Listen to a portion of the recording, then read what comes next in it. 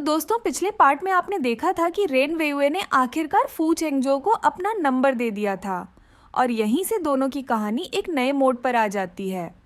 Rain वेइवे mobile की screen देखते हुए धीरे से बोलती है, मैं अपनी जिम्मेदारी से पीछे नहीं हटूंगी। फिर हैरानी से पूछती है, क्या आप मुझे जानते हैं? आपका सरनेम फू, वही फू फैमिली जो हांगजो की सबसे अमीर फैमिली मानी जाती है, आपका उनसे क्या रिश्ता है? फू चेंगजो हल्की सी मुस्कान के साथ उसकी तरफ देखता है और कहता है, तुम सच में मुझे नहीं जानती? रेन वेइवे तुरंत जवाब देती है, क्या मुझे आपको जानना जरूरी है? मेरा उस फू फैमिली से कोई लेना देना नहीं है। फू चेंगजो शांत आवाज में बोलता है, मेरा भी उस फू फैमिली से कोई रिश्ता नहीं है। लेकिन अंदर ही अंदर रेन वेइवे सोचने लगती है, अगर ये सच में किसी अमीर घराने का बेटा होता तो एक गरीब सी लड़की जैसे मुझसे जिम्मेदारी लेने की बात क्यों करता? फू चेंगजो शांत आवाज में कहता है, चलो मैं तुम्हें घर छोड़ देता हूँ। रेन तुरंत पलटकर जवाब देती है, किसने कहा कि मुझे तुम्हारे साथ जाना है? फू चेंगजो जबरदस्ती उसे घर छोड़ने आता है।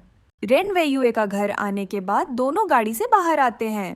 फू चेंगजो उसे देखते हुए पूछता है, दवा लगा ली? रेन थोड़ी उलझन में बोलती है, कौन सी दवा? फू चेंगजो धीरे से कहता है, वही, उस जगह पर दोनों टांगों के बीच में, याद रखना। और हाँ, जब लगाओ तो अंदर तक ठीक से लगाना। उसके ये शब्द सुनकर रेन का चेहरा लाल पड़ जाता है, दिल जोर जोर से धड़कने लगता है और वो मन ही मन सोचती है, ये आदमी इतना शांत होकर भी इतना खतरनाक कैसे हो सकता है? नहीं, बिल्कुल नहीं, मैं खुद कर लूंगी। फू चेंगजो शांत लहजे में पूछता है, पक्का कर लोगी? रेन सिर हिलाते हुए कहती है, हाँ मैं कर लूंगी, मुझे घर तक छोड़ने के लिए धन्यवाद। इतना कहकर वो तेजी से वहाँ से चली जाती है। पीछे खड़ा फू चेंगजो उसे जाते हुए देखता रहता है। उसकी आंखों में हल्की सी गहराई उतर आती है। वो मन ही मन सोचता है, उसकी प्रतिक्रिया देखकर तो यही लगता है कि कल रात वाकई सिर्फ एक हादसा था। सीन शिफ्ट होता है। रेन वेइवे के पास आते हुए मिस रॉन्ग मुस्कुराकर कहती है, आज रात बाहर डिनर पर चलें, मैं नीचे इंतजार करूंगी। इतना कहकर वो चली जाती है। उसी वक्त पीछे से एक आवाज आती है, हेलो रेन वेइवे। वो पलटकर देखती है, सामने उसका मैनेजर खड़ा होता है। वो मुस्कुराते हुए कहता है, आज शाम फ्री हो,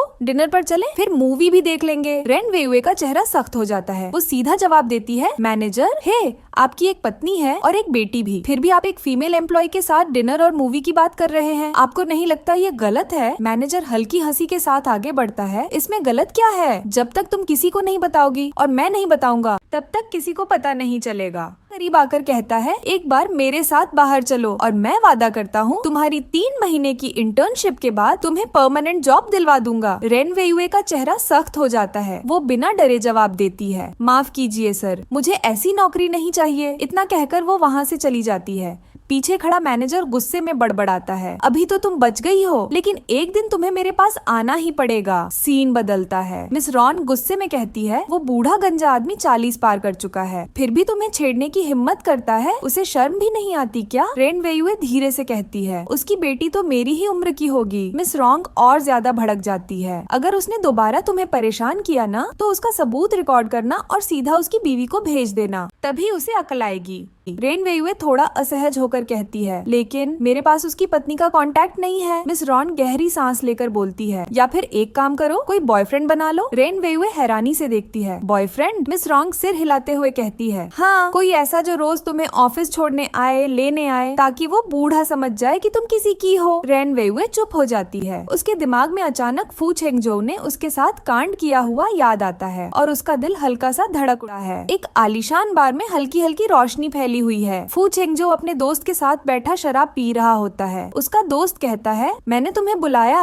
लेकिन तुम तो बस चुपचाप पीते ही जा रहे हो। तुम्हारी माँ फिर से तुम्हारे लिए रिश्ता ढूंढ रही है, क्यों नहीं किसी को चुन लेते, उसी प्रांत की कोई लड़की। फू चेंगजो बिना भाव बदले शराब का घूंट लेता है। उसके दिमाग में अचानक एक चेहरा उभर आता है, रेन वेइवे। वो मन ही मन सोचता है, मैं फिर से उसी के बारे में क्यों सोच रहा हूँ? 1 हफ्ता हो गया है, अब तो वो ठीक हो जानी चाहिए। उसी पल सामने से मिस रॉन्ग की आवाज आती है। वो रेन वेइवे से कहती है, आप अभी भी उस फू चेंगजो के बारे में सोच रहे हैं, है ना? रेन वेइवे कहती है, नहीं, मैंने कहा था कि मैं उसके बारे में थोड़ा और सोचूंगी। चलो चलते हैं। अभी दोनों जैसे ही बार के अंदर आती हैं, फू चेंगजो की नजर अचानक उन पर टिक जाती है। उसका दोस्त हैरानी से कहता है, अरे वो देखो, वो लड़की उधर है। फू चेंगजो मन ही मन सोचता है, वो यहाँ क्या कर रही है? दोस्त मुस्कुराते हुए कहता है, सेरी, वो जो फूलों वाली ड्रेस पहने है कितनी खूबसूरत है ना? फू चेंगजो ठंडे लहजे में बोलता है, इसमें इतना खास क्या है? दोस्त हंसते हुए जवाब देता है, खूबसूरती में क्या खास नहीं होता, अगर तुम उसके साथ बात नहीं करना चाहते तो मैं जा रहा हूँ। उसी पल रेन वेइवे मिस रॉन्ग से कहती है, मैं जरा वॉशरूम होकर आती हूँ। वो उठकर आगे बढ़ती है, लेकिन तभी रास्ते में एक नशे में आदमी उससे टकरा जाता है। वो हंसते हुए कहता है, हे ब्यूटीफुल, दोस्ती करनी है क्या? रेन वेइवे एक पल के लिए ठिठक जाती है और यहीं से कहानी एक खतरनाक मोड़ लेने वाली होती है। वो आदमी हंसते हंसते रेन वेइवे का हाथ पकड़ लेता है। उसकी पकड़ में गंदी नीयत साफ झलक रही होती है। पीछे से फू चेंगजो आता है